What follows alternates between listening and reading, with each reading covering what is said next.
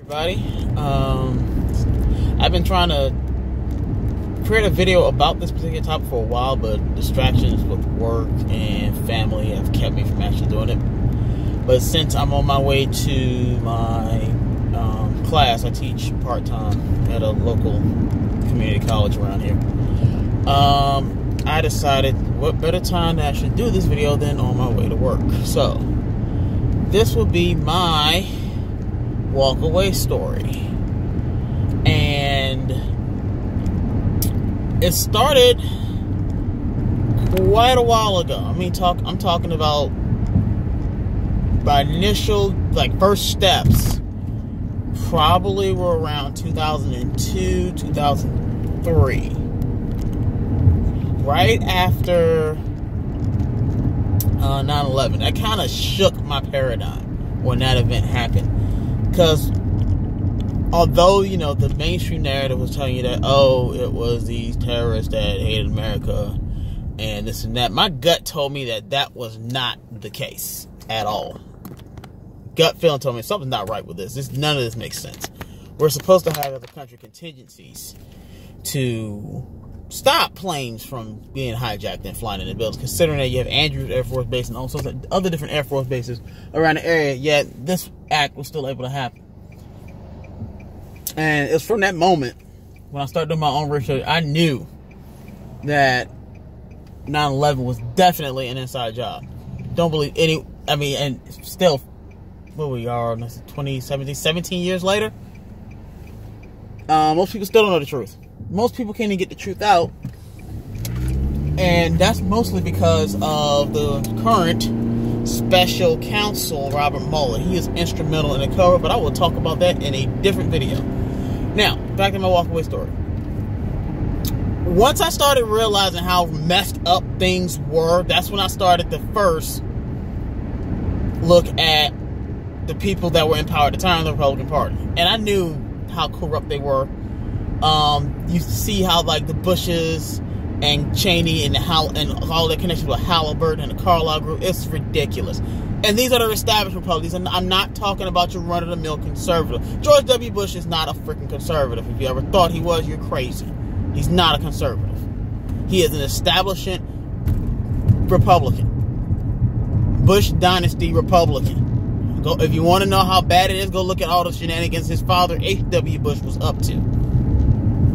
Even before he was president, his director of the CIA at one point. Go look at all that stuff. You'll see who the real powers to be in the Republican Party are really dealing with. They've always been trying to stifle conservative and libertarian voices in that party to maintain their power.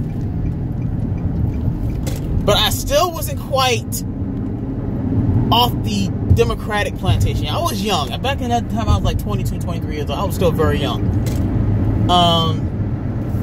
And it didn't take until the 2004 election when I really started to see a better picture. And that was the election between George W. Bush and John Kerry. And people act like, oh yeah, John Kerry could beat him and this and that. And I'm like, doing a little digging in both of their backgrounds. They're both members of the same secret society, Skull and Bones. What makes you think that they're both of them being bonesmen, that they really are at odds with each other? John Kerry is just as establishment as George W. Bush. And that was the first election I actually voted third party. That's the first election I voted Libertarian in. And it felt freaking good. Now, John Kerry obviously lost that election, and we were stuck with Bush for 4 more years, and you know the history of what happened after that. Financial crisis, which really wasn't Bush's fault. You got to go way back to Clinton, and them essentially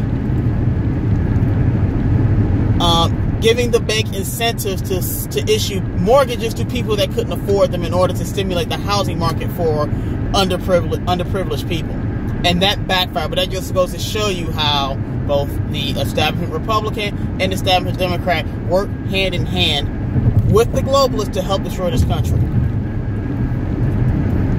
So, come the 2008 election, I actually thought that Barack Hussein Obama was legit.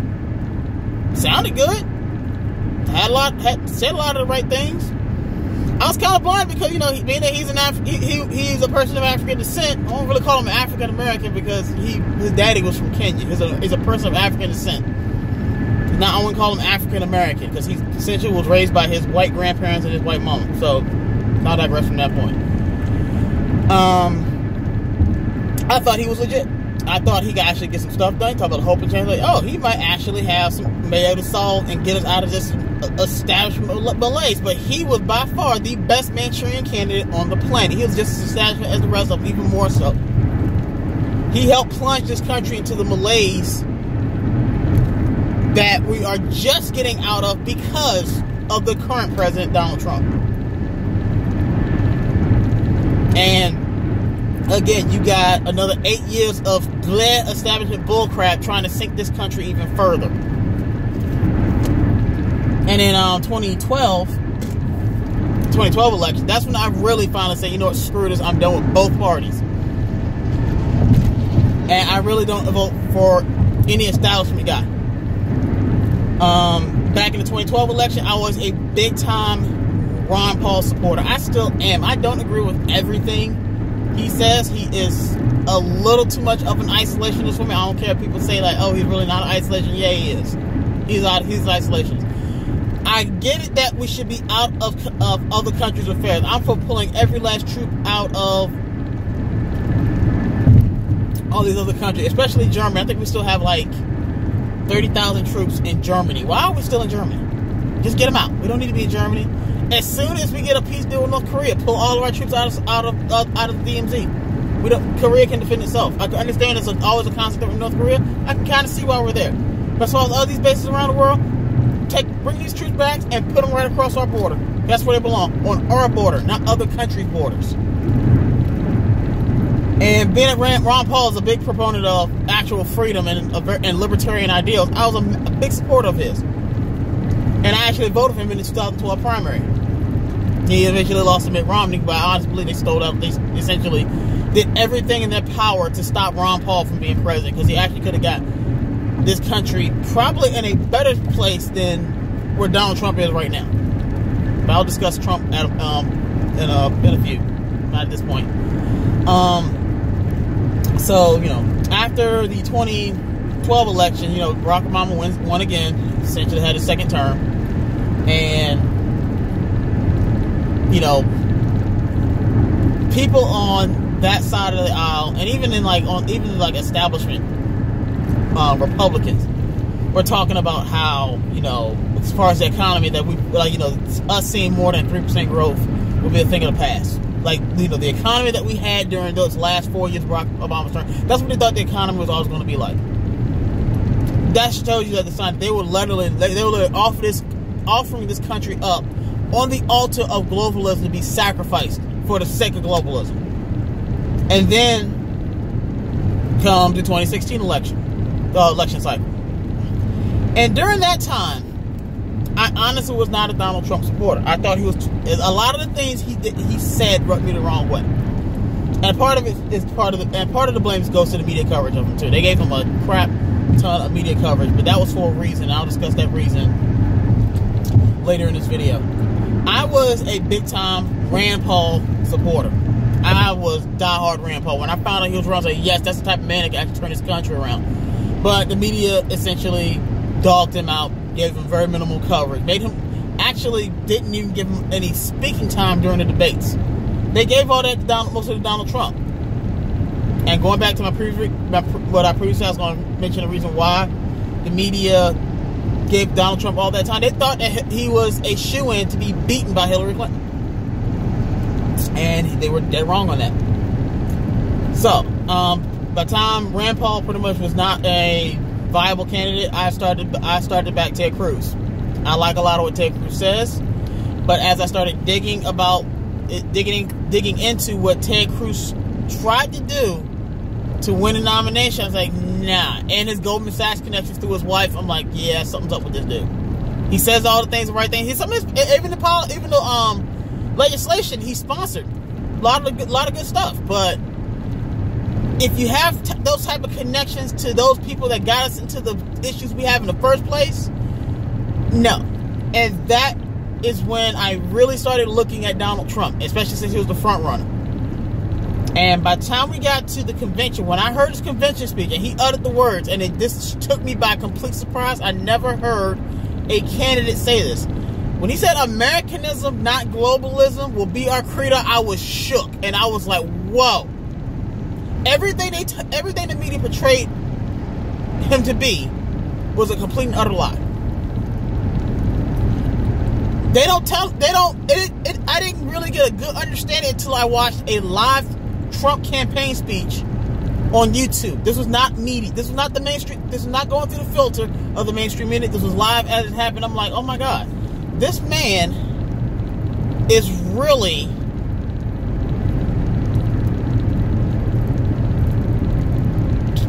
actually having a plan to get this country out of the grips of globalism. And it was at that point I said, okay, I'm going to have to vote for Donald Trump. I can't let this country go down the road that it's going, especially if Hillary gets in. I'm like, I'm more of a never Hillary type. Anybody but her. Or anybody but her and Jeb Bush. I was actually thankful that Jeb Bush did not get any of the traction. The American people, particularly in the Republican Party, and those that voted, that lean Republican, saw him as a complete wolf in sheep's clothing. He wasn't even a wolf in sheep's clothing, he just straight out wolf. They knew who he was. We're not having another Bush again. And it was at that moment, I believe, that people like me and around this country started to essentially support Donald Trump and the ideas of freedom and libertarianism and being conservative with the use of government. That's what a real conservative is. It's not about how you interact socially. Granted, you do have your social conservatives that that are conservative on social interactions and social activities. But government doesn't have a place in that at all. That's up to you personally. A real conservative is conservative with the use of government. They want government to be limited. And so far, Donald Trump, although he hasn't been perfect on that issue, he's been better than what we've had in the past. A lot better. I mean, he's gotten us out of TTP.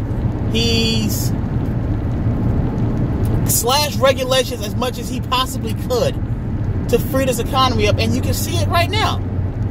He's actually fighting for trade policies that will not screw this country, because right now, you hear it in the media right now, even in the conservative media. Oh, he's starting a trade war. He's going to start a trade war with all these tariffs. I'm like, Canada puts a 270% tariff on our dairy products. But I thought we had a free trade agreement with them. So why are they slapping tariffs on our dairy? He just wanted to slap a smaller tariff and say, okay, let's even this out. And then say, oh, trade war with Canada. I'm like, no. We've already been in a trade war for the past 3 decades, and we're losing.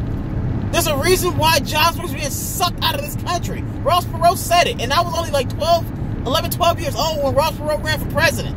I remember him talking about NAFTA, but I was only a preteen. I had no idea what he was talking about. In retrospect, he was exactly right. He was absolutely right. And it's stuff like that that makes you wonder, why would you ever vote for an establishment candidate ever? Walk away from it all. Start thinking for yourself and start analyzing this stuff as an American citizen with your interest in mind. Screw these politicians, because they're not looking out for you. They only look out for themselves. Case in point is like Nancy Pelosi. Look at her net worth before she became a congressman, and now the woman's a freaking millionaire. She wasn't a millionaire to start with. All of them are like that, Republican and Democrat. If they're establishment and they're stinky rich, you know they're out for themselves and not you. I mean, thinking about it just infuriates me. That's why I walked away a long time ago. I stopped. I don't care. I look at policies now. I look at people ragging on Trump, and I'm like, and it's not, and I look at people that rag on Trump that's not based on policy. I don't like the way stuff he says. I'm like, who gives a crap what he says? Is he doing the job as president? I can give two craps what he says, as long as it doesn't, as long as it's good policy, as long as it upholds freedoms. If there's something that I don't like what he said, like the whole, and I'm gonna just say it out, I'm an avid Second Amendment supporter. When he talked about, like, oh, take the guns and have a way to see approach, no, I was kind of ticked off about that, because that rhetoric shows that you aren't as serious about supporting the Second Amendment as I thought you were. So on things like that, yes, call him out on it. But when it comes to him being brash or braggadocious on Twitter, who gives a shit? Honestly, who gives a shit?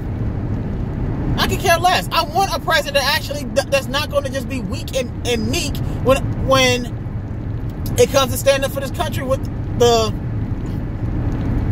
other nations of the world pretty much having their train car hitched to globalism. Now, granted, you're starting to see more and more countries come out of that, like Italy and Poland. Oh, they're starting to wake up. You're starting to see these national populists winning elections in those countries because people are fed up, and it seems like the whole entire world is walking away from globalism, and it needs to happen in order for this country and this world to go to where it needs to be. And we have a great destiny ahead of us if we actually just wake up and start thinking for ourselves. That's my time, because I'm almost out of video space, but feel free to comment. I'll look forward to hearing from all of you. Thanks.